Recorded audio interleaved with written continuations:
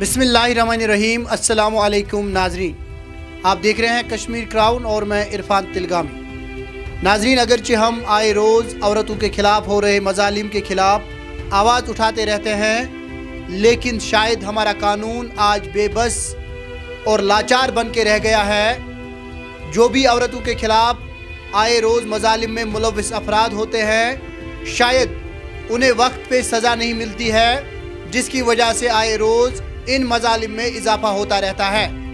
नाज़रीन किराम, आज हम एक बार फिर से आपके सामने एक ऐसे शख्स की कहानी रखेंगे। आज हमारे साथ एक बेटी मौजूद है जो कि केरन से इनका ताल्लुक़ है, वहाँ से यहाँ पे आई है और उनके साथ भी जुल्म और ज़्यादती की गई है। नाज़रीन किराम, आखिरकार ये सब क्यों होता है? जब एक लड़की की शादी होती है उसके बाद उस पर जुल्म और ज़्यादतियाँ शुरू हो जाती है।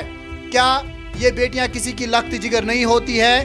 क्या ये बेटियां किसी माँ बाप की नहीं होती है? क्या ये बेटियां आसमान से फूटी होती हैं? बहरहाल इनसे हम बात करते हैं और इनसे जानते हैं कि इनके साथ क्या कुछ हुआ। सबसे पहले ताहिरा है मेरा नाम, केरन से हूँ मैं।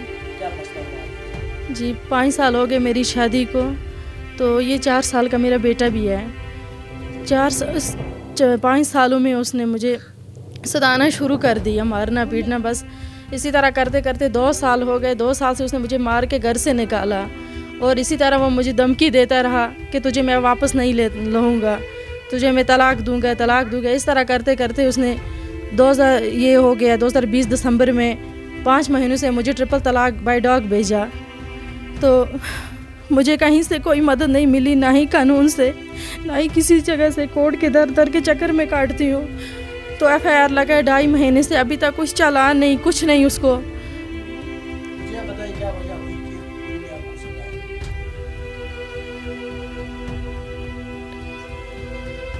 उसका यही था कि बार बार लड़कियों के पीछे घूमता था, कभी क्या तो इस तरह करना। उसने मारना पीटना सताना मुझे शुरू कर दिया। 2017 में मैंने उसको एक लड़की के साथ बंद कमरे में पकड़ा, तब से उसने एफिडेविट लिख के दी कि अब मुझसे कोई गलती नहीं होगी। और इसी तरह करते करते वो मुझे फिर भी बाज नहीं आया अपनी गलतियों से। मुझे हर बार सताना शुरू कर दिया, मेंटली टार्चर करता रहा। जब 2 साल से उसने मुझे घर से निकाला, तब यही धमकी थी उसकी कि मैं तुझे वापस नहीं लूँगा, मुझे शादी करनी है और कहीं पे, मैं तुझे तलाक दूँगा। 5 महीनों से उसने मुझे ट्रिपल तलाक दिया। उसके खिलाफ़ मैंने FIR भी किया, लेकिन पुलिस से, कानून, कोर्ट से, कहीं से मुझे कोई मदद नहीं मिली। और इन 5 महीनों से मैं अपने बच्चे को लेके दर पर दर की ठोकरें खा रही हूँ। वो लाख दे के बेलें लेता है और मुझे जान से मारने की उसने धमकी दी है कि मैं तुझे जान से मार दूँगा, मतलब अगर केस वापस नहीं लोगी। तो मैं जनाब ऑनरेबल वज़ीर-ए-आज़म साहब ने पार्लियामेंट में कानून पास करवा के औरतों की इज़्ज़त को जो तहफ़्फ़ुज़ बख्शा, लेकिन बदकिस्मती मेरी से मुझे उसने जो ट्रिपल तलाक 5 महीनों से दिया गया है, अभी तक उसी इंतज़ार में हूँ कि मुझे कब इंसाफ मिलेगा। लेकिन अभी तक कहीं से मुझे पूरा कानून मुझे नचा रहा है, उंगलियों पे नचा रहे हैं, कहीं से कोई नहीं सुन रहा है मेरी फरियाद। औरत की ज़िंदगी के शादी करके जो पहले 4 से 5 साल होते हैं, वही उसका असली रूप और इज़्ज़त होती है। लेकिन मुझ बदकिस्मत को वो 1 साल के बाद ही उसने सताना शुरू कर दिया था और मेरी ज़िंदगी बर्बाद, तबाह बर्बाद की उसने। इसका ज़िम्मेदार कौन है? 4 साल हो गए, ये मेरा बच्चा है, इसको बाप का प्यार कहाँ से मिलेगा? इसकी बर्बादी का ज़िम्मेदार कौन है? एक जवान औरत को तबाह बर्बाद करके रास्ते में छोड़ देना, ये कहाँ का इंसाफ है? मैं कहाँ जाऊँ? किसको ढूंढूंगी मैं? किसके सहारे में जीऊँ? बदकिस्मती से मेरे बाप ने तमाम खुशियाँ निछावर करके मेरी शादी की थी, मगर बदले में ट्रिपल तलाक मुझे दिया गया। क्या ये मेरा कसूर है? अगर एक लड़की की मैं माँ हूँ, ये माँ होना मेरा कसूर है? हामद को बुराइयों से रोकना मेरा कसूर है?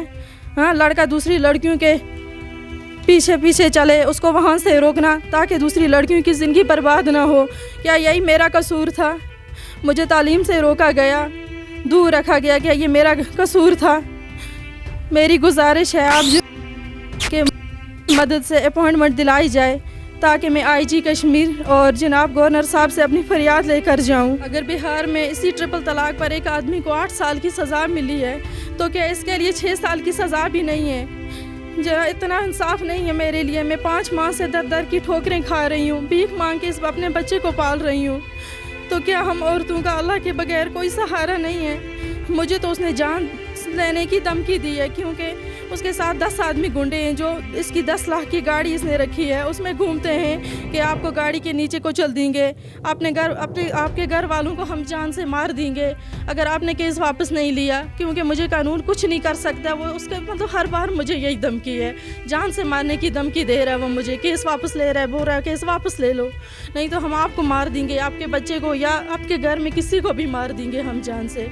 इसलिए मैं आपसे यही अपील करती हूँ कि मुझे इंसाफ दिलाया जाए, ताकि गवर्नर साहब से या मतलब आईजी कश्मीर से किसी से भी मुझे अपॉइंटमेंट दी जाए, ताकि मैं अपना मतलब कहीं से भी इंसाफ हासिल कर सकूँ। कुपवारा में मैंने एक कमरा लिया है किराए पे, जिसका मतलब अभी तक मैंने कुछ उनको किराया तक भी नहीं दिया, वहाँ पे मैं रह रही हूँ। जी मुझे इंसाफ चाहिए। बहरहाल नाज़रीन, आपने ये कहानी सुनी और इनके कहने के मुताबिक इनका जो खामद था उसके जो अफेयर्स थे किसी और लड़की के साथ थे, इसीलिए शायद इसे घर से निकाल दिया गया।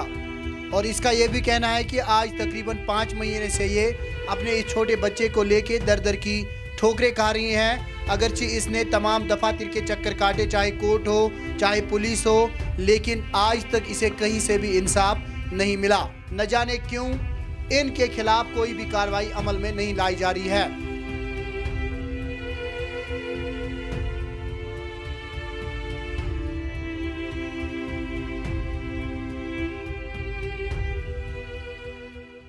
शुमाली कश्मीर में पहली बार अब हेयर ट्रांसप्लांट करने के लिए बाहर जाने की जरूरत नहीं, क्योंकि अब आपके शहर कुपवारा में खुल चुका है अमेगन हेयर ट्रांसप्लांट से मुंसलिक Max health Zone, Iqbal market, hospital road, Kupwara. Max health Zone, यहाँ आपके बालों का तसल्ली बख्श इलाज किया जाता है। हमारे यहाँ यकम मई से तीसरा ट्रांसप्लांटेशन सेशन शुरू होने जा रहा है। मुख्तलिफ किस्म के बालों की परेशानी का इलाज कराने के लिए तशरीफ लाएं। Max health zone hair transplant clinic, Iqbal market, Kupwara. Bookings के लिए इन नंबरात पर राब्ता करें 9797038548 या 9797854691 या 9797566250।